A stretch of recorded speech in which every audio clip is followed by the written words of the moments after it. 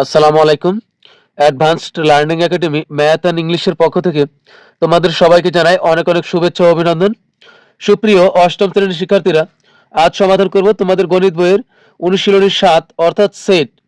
এই অনুশীলনীর আজকে আমরা সমাধান করব নমুনা প্রশ্ন।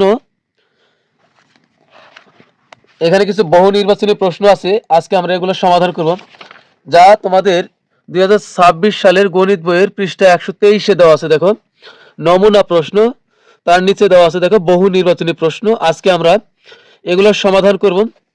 123 পৃষ্ঠাতেও আছে, আবার 124 পৃষ্ঠাতেও আছে। এই সবগুলোই আজকে আমরা সমাধান করব। দেখো আমাদের 1 নং প্রশ্নে দেওয়া আছে যে সেট প্রকাশের পদ্ধতি কয়টি।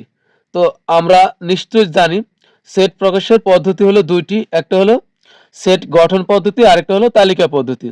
তো তালিকা পদ্ধতিতে কি সবকিছু তালিকাবদ্ধভাবে থাকে, আর সেট গঠন পদ্ধতিতে কি সেকেন্ড ব্র্যাকেটের ভিতরে অন্তত কিছু কথা হলো বাংলায় বানান করে লেখা থাকে।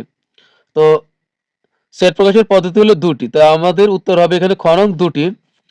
তো এরপরে দেখো 2 নং প্রশ্নে দেওয়া আছে S equal x such that x জোড় সংখ্যা এবং 1 less than or equal x less than or equal 7 সেটটি তালিকা পদ্ধতিতে নিচের কোনটি। দেখো এটা কিন্তু একটা সেট গঠন পদ্ধতি। দেখো এই সেকেন্ড ব্র্যাকেট থেকে শুরু করে এই সেকেন্ড ব্র্যাকেট এর ভিতরে কিন্তু কিছু কথা হলো বাংলায় লেখা আছে। তো এটা কিন্তু এখন সেট গঠন পদ্ধতিতে আছে, এটা এখন আমাদেরকে তালিকা পদ্ধতিতে করতে হবে।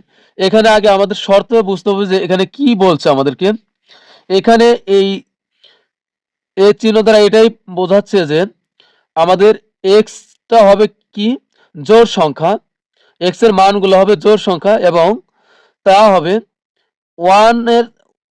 হবে 1 থেকে বড় অথবা 1 এর সমান, অর্থাৎ 1 এই এর চিহ্নটা 1 এর দিকে আছে, অর্থাৎ 1 হবে ছোট, এক্স এর থেকে 1 হবে ছোট, অথবা এই 1 হবে এক্স এর সমান, অর্থাৎ 1 এক্স থেকে ছোট হবে অথবা 1 এক্স এর সমান হবে। এই নিচে যে দাগটা দেখতে পাচ্ছ এটা কিন্তু সমান আর এটা হলো ছোট।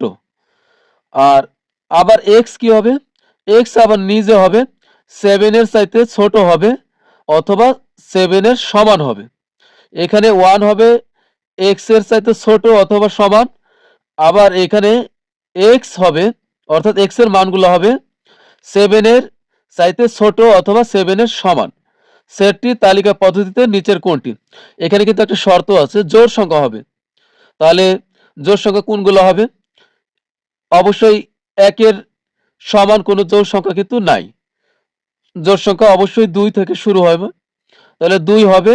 আর এদিক দিয়ে 7 কিন্তু হলো কি বেজোড়, এবং 7 এর সমান কোনো জোড় সংখ্যাও নেই, অর্থাৎ 7 এর চাইতে ছোট আমরা নিতে পারবো, বড় নিতে পারবো না।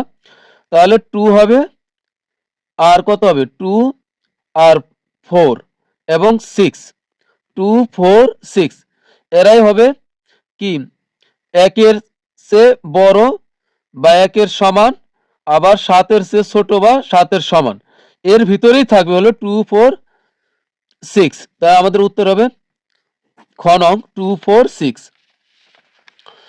এরপরে 3 নং প্রশ্নে বলছে যে a সমান 2, 3, 5, অর্থাৎ a সমান 3 2 3 5 হলে a সমান x element n such that 1 less than x less than 6 এবং x মৌলিক সংখ্যা।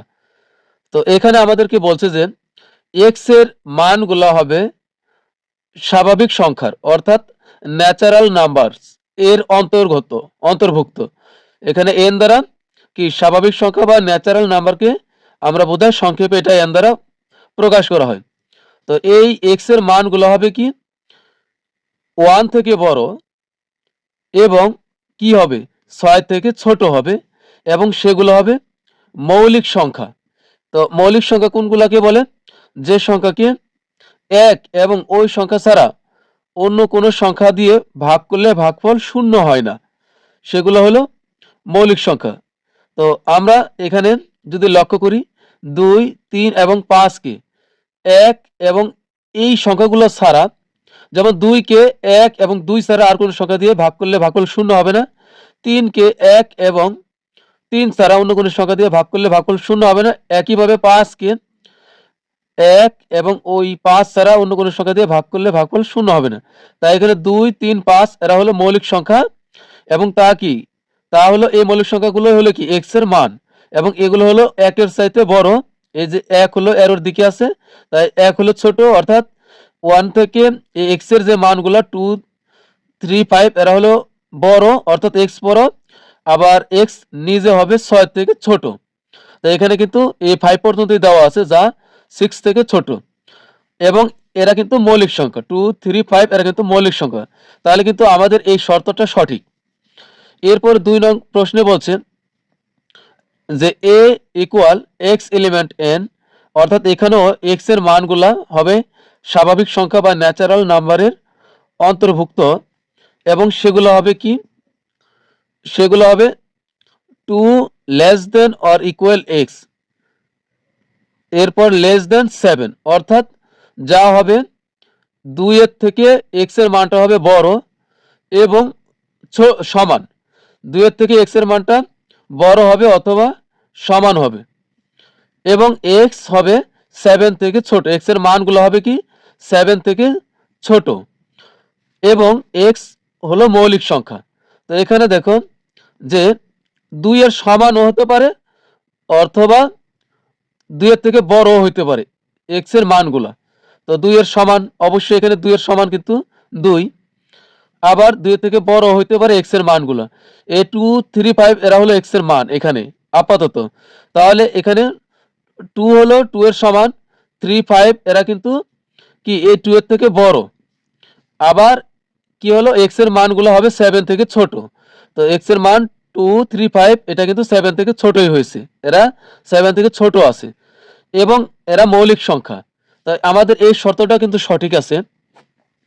এরপর 3 নং শর্তটিতে দেওয়া আছে a equal x element n, অর্থাৎ এখানে x element n such that 2 less than or equal x less than or equal 5, এবং x মৌলিক সংখ্যা, অর্থাৎ এখানে x এর মানগুলা হবে কি 2 এর থেকে বড় অথবা 2 এর সমান, আবার 5 এর থেকে ছোট অথবা 5 এর সমান।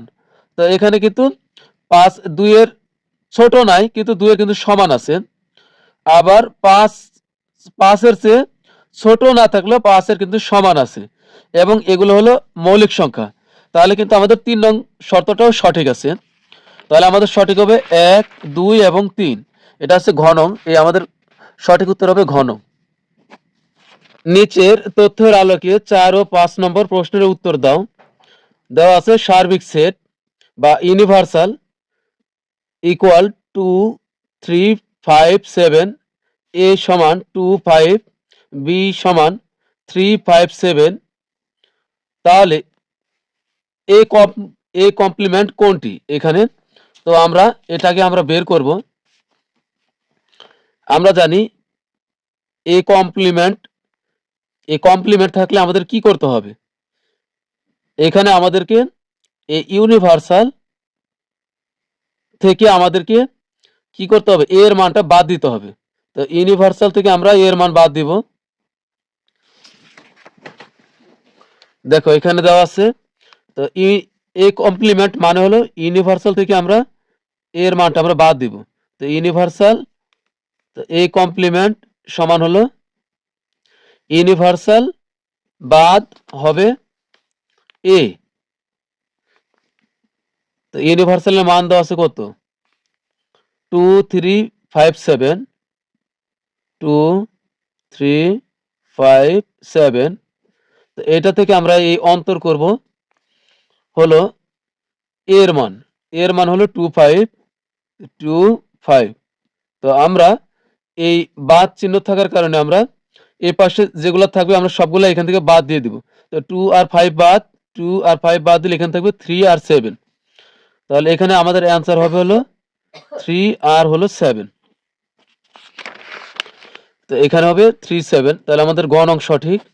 এবার সমাধান করব 5 নং প্রশ্নের। 5 নং প্রশ্নে বলছে এ ইন্টারসেকশন বি কমপ্লিমেন্ট কোনটি? তো এটা আমরা বের করব। এজন্য প্রথমে আগে আমরা এই বি কমপ্লিমেন্টের মান আগে আমরা বের করব। তো এখানে বি কমপ্লিমেন্ট, তো এখানে বি কমপ্লিমেন্টের জন্য আমাদেরকে এই ইউনিভার্সালের মানটা লাগবে, সার্বিক সেটের মান লাগবে। সার্বিক সেটের মান হলো 2 3 5 7। তো আমরা এই সার্বিক সেট থেকে আমরা বি বাদ দিয়ে দিব। তো সার্বিক সেটের মান হলো 2 3 5 7, 2 3 5 হলো 7, এই বাদের বাদ। এখন বি এর মান বসাবো। বি এর মান হলো আমাদের 3 5 7, 3 5 হলো 7। তো এখন আমরা 3 5 7 এটা বাদ দিয়ে দিব এখান থেকে, এই বাদ চিহ্ন থাকার কারণে 3 5 7 বাদ থাকবে হলো শুধু 2। তো আমরা কিন্তু একটা মান পেলাম, আমরা বি কমপ্লিমেন্টের মান পেলাম। তো এখন আমরা সম্পূর্ণটাই বের করতে পারবো। তো এখন লিখবো সুতরাং এ ইন্টারসেকশন বি কমপ্লিমেন্ট সমান সমান, তাহলে কি হবে, এ এর মান কি, এ এর মান হলো 25, এর মান হলো 25। তো আমরা এর মান বসাই 25, ইন্টারসেকশন ইন্টারসেকশন, এরপরে আমরা বসাবো হলো বি কমপ্লিমেন্ট। বি কমপ্লিমেন্ট আমরা কত পাইছি 2। তো এখানে আমরা 2 বসাবো সমান। এ চিহ্ন থাকলে কি করতে হয় আমরা খুব জানি, যে এই চিহ্ন থাকলে আমরা শুধু মিলটা নিব। এটা কি ইংরেজি নাম হলো ইন্টারসেকশন। তো আমরা এখানে এই দুই ব্র্যাকেটে শুধুমাত্র 2 মিল আছে, তাই আমরা 2 নিব।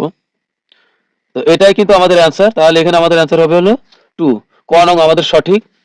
তো প্রিয় শিক্ষার্থীরা, আজকের মতো ক্লাস এখানেই শেষ হবে। বিদায়ের পূর্বে তোমাদের কাছে রিকোয়েস্ট থাকবে, অবশ্যই ক্লাসটি ভালো লাগলে সাবস্ক্রাইব করবে, যেন পরবর্তী ক্লাসগুলো তুমি পেতে পারো। তো আজকের মতো বিদায় নিচ্ছি। তবে পরবর্তী ক্লাসে আমরা সমাধান করবো হলো সৃজনশীল প্রশ্ন 6 7 এবং যে সংক্ষিপ্ত উত্তর প্রশ্ন আছে এগুলো আমরা সমাধান করব। তোমরা সবাই ভালো থাকবে, অনেক ভালো। আল্লাহ হাফেজ।